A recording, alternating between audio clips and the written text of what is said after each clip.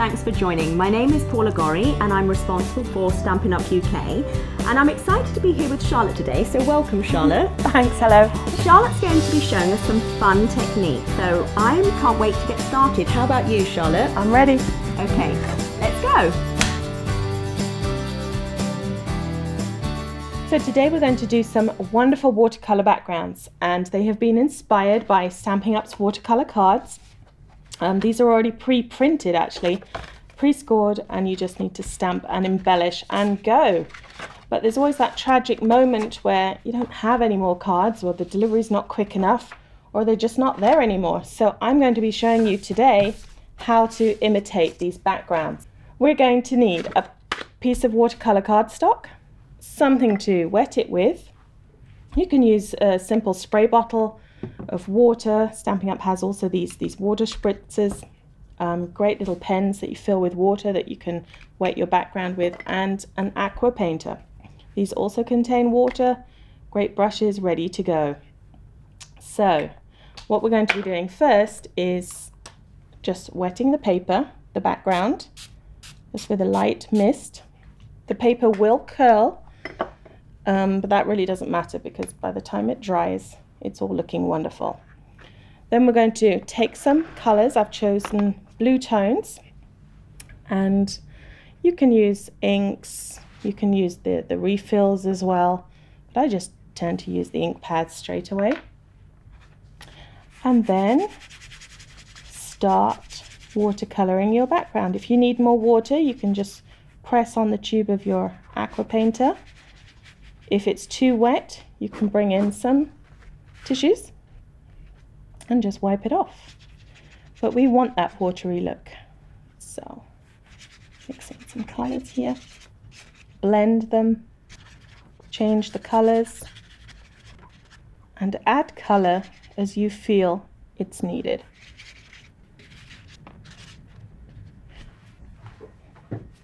To speed up the drying process, which is kind of a fun technique in itself, you can take a tissue or literally take a piece of Whisper White cardstock and just roll the watercolor across it.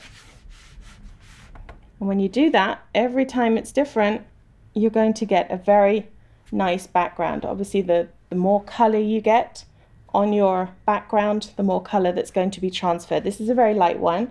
I'll show you a little darker one in a minute. So here are some backgrounds that are not so wet anymore, but you can practice and just have a lot of fun blending colors. One I've taken and used as the background for this card, where you just overlay it with something. You can overlay it with vellum. Here we've used the thinlits, the hexagon thinlits, and you can get some really fun backgrounds. You can punch out shapes, you can make tags. The fun thing that I found was you can also punch out words. Now remember that piece of Whisper White, the background? That was the background after I'd placed this on top, and then on another piece just carve out some words, punch out some flowers, and you've got a card that's really great tone in tone. Tidy up.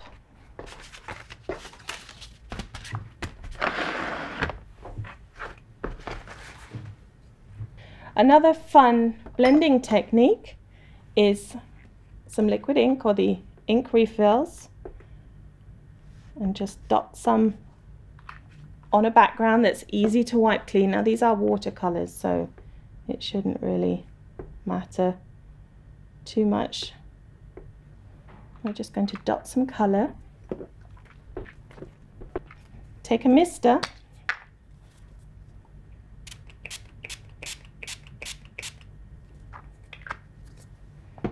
and a piece of watercolor paper and just smush it in there. Quick rub, and you've got some cool backgrounds. If it's too dark, again, that's what tissues are for. You can just wipe over it, pick up the excess color, and it'll be a tiny bit lighter for you. If you use more water, you can get some more pastel-y tones. You could end up with a card that's a bit like this. Working with stripes is also cool. So we'll take the aqua painter again, another tissue, and just make sure that there's enough water in there. Take your favorite color. We're just going to pull some stripes decoratively along the bottom. They don't have to be perfect, and you can go back in and do all kinds of effects by layering the colors and adding more water.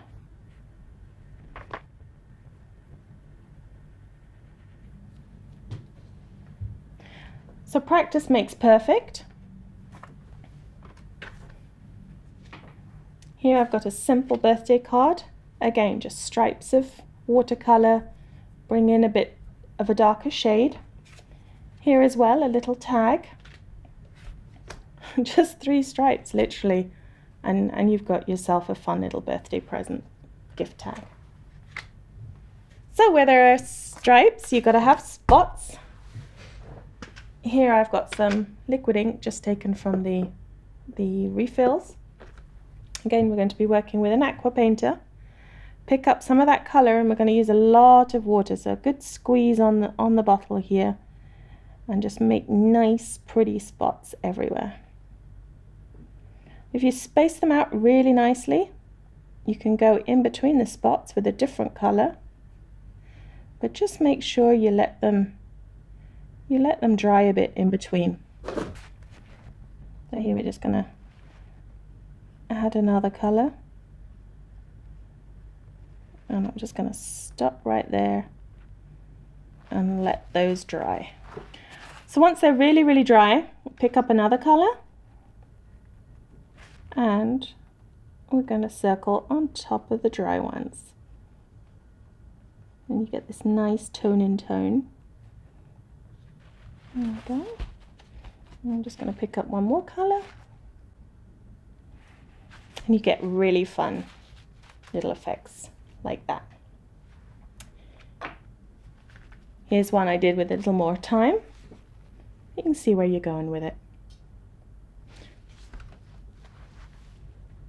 Of course, once you've practiced playing with spots, you can get a little bit creative and literally just take a marker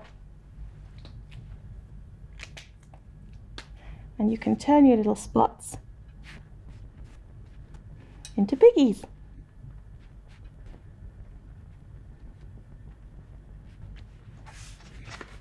How fun is that? That's it from me. Whether pigs, spots, stripes, or washed out backgrounds, how about you show us your techniques on our Facebook page? Well, Charlotte, thank you for sharing your creative tips with us. You're welcome. I hope you've been inspired by Charlotte's creative sharing, and I hope to see you again very soon. Thanks for watching. Bye. Bye-bye.